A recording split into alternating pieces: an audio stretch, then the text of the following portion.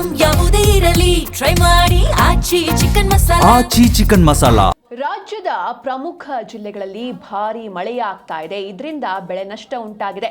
ನೆರೆ ಹಾಗೂ ಬರ ಪರಿಶೀಲನೆಗೆ ಜೆಡಿಎಸ್ ಅಧ್ಯಯನ ತಂಡಗಳ ರಚನೆ ಮಾಡಿದೆ. ಒಂದ್ ಕಡೆ ಅತಿಯಾದಂತಹ ಮಳೆ, ಮತ್ತೊಂದು ಕಡೆ ರಾಜ್ಯದಲ್ಲಿ 40% 43% ಮುಂಗಾರು ಮಳೆಯ ಅಭಾವ ಎದುರಾಗಿದೆ. ಹೀಗಾಗಿ ಮಳೆ ಇಲ್ಲದೆ ಬಿತ್ತನೆ ಕುಂಠಿತವಾಗಿದೆ. ಹಲವೆಡೆ ತೀವ್ರ ಬರದ ಪರಿಸ್ಥಿತಿ ನಿರ್ಮಾಣವಾಗಿದೆ. ಜಿಲ್ಲಾಧ್ಯಕ್ಷರ ನೇತೃತ್ವದಲ್ಲಿ ಒಂದು ಮಹತ್ವದ ಸಮಾಲೋಚನೆಯನ್ನು ನಡೆಸಲಾಗಿದೆ.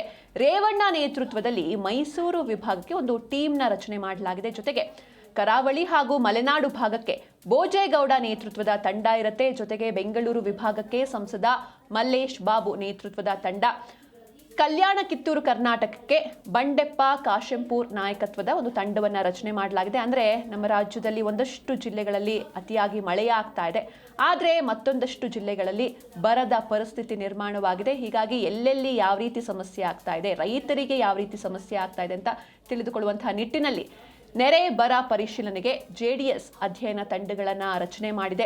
ರಾಜ್ಯದಲ್ಲಿ 40% 43% ಮುಂಗಾರು ಮಳೆಯ ಅಭಾವ ಎದುರಾಗಿದೆ. ಅಂದರೆ ಜೂನ್ನಿಂದಲೇ ಅಥವಾ ಮೇ ಅಂತ್ಯದಿಂದಲೇ ಮಳೆಗಾಲ ಆರಂಭವಾಗಬೇಕಿತ್ತು, ಆದರೆ ರಾಜ್ಯಕ್ಕೆ 1 ತಿಂಗಳು ತಡವಾಗಿ ಜುಲೈನಿಂದ ಮಳೆರಾಯನ ಎಂಟ್ರಿ ಆಗಿದೆ. ಹೀಗಾಗಿ ಮಳೆ ಇಲ್ಲದೆ ಸರಿಯಾದಂತಹ ಸಮಯಕ್ಕೆ ಮಳೆ ಬರಲಿಲ್ಲ, ಬಿತ್ತನೆ ಕುಂಠಿತವಾಗಿದೆ. ಜೊತೆಗೆ ಇನ್ನೂ ಕೂಡ ಹಲವು ಕಡೆ ತೀವ್ರ ಬರದ ಪರಿಸ್ಥಿತಿ ಇದೆ.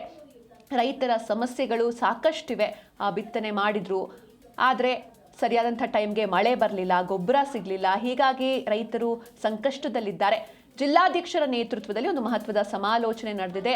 ಒಂದಷ್ಟು ತಂಡಗಳನ್ನು ಈ ಭಾಗಕ್ಕೆ ಅಥವಾ ಈ ಜಿಲ್ಲೆಗಳಿಗೆ ಒಂದಷ್ಟು ತಂಡಗಳನ್ನು ಸ್ಪೆಷಲ್ ಆಗಿ ರಚನೆ ಮಾಡಲಾಗಿದೆ. ಇನ್ನು ಮೈಸೂರು ವಿಭಾಗಕ್ಕೆ ರೇವಣ್ಣ ನೇತೃತ್ವದ ತಂಡ, ಹಾಗೆ ಕರಾವಳಿ ಹಾಗೂ ಮಲೆನಾಡು ಭಾಗಕ್ಕೆ ಶಿವಮೊಗ್ಗ ಆಗಿರ್ಬೋದು, ಚಿಕ್ಕಮಗಳೂರು, ಸಕಲೇಶಪುರ ಅಥವಾ ಈ ಕಡೆ ಬಂದರೆ ಕೊಡಗು, ಇದರ ಜೊತೆಗೆ ಕರಾವಳಿ ಅಂತ ಬಂದರೆ ದಕ್ಷಿಣ ಕನ್ನಡ, ಉತ್ತರ ಕನ್ನಡ, ಉಡುಪಿ, ಈ ಭಾಗಕ್ಕೆ ಬೋಜೇಗೌಡ ನೇತೃತ್ವದ ತಂಡವನ್ನು ರಚನೆ ಮಾಡಲಾಗಿದೆ. ಇನ್ನು ಬೆಂಗಳೂರು ವಿಭಾಗಕ್ಕೆ ಸಂಸದ ಮಲ್ಲೇಶ್ ಬಾಬು ನೇತೃತ್ವದ ತಂಡವನ್ನು ರಚನೆ ಮಾಡಲಾಗಿದೆ. ಇದರ ಜೊತೆಗೆ ಕಲ್ಯಾಣ ಹಾಗೂ ಕಿತ್ತೂರು ಕರ್ನಾಟಕಕ್ಕೆ ಅಲ್ಲಿ ಅತಿಯಾದಂಥ ಬರಗಾಲ ಎದುರಾಗಿದೆ. ಹೀಗಾಗಿ ಅಲ್ಲಿಗೆ ಬಂಡೆಪ್ಪ ಕಾಶೆಂಪೂರ್ ನಾಯಕತ್ವದ ತಂಡವನ್ನು ರಚನೆ ಮಾಡಲಾಗಿದೆ.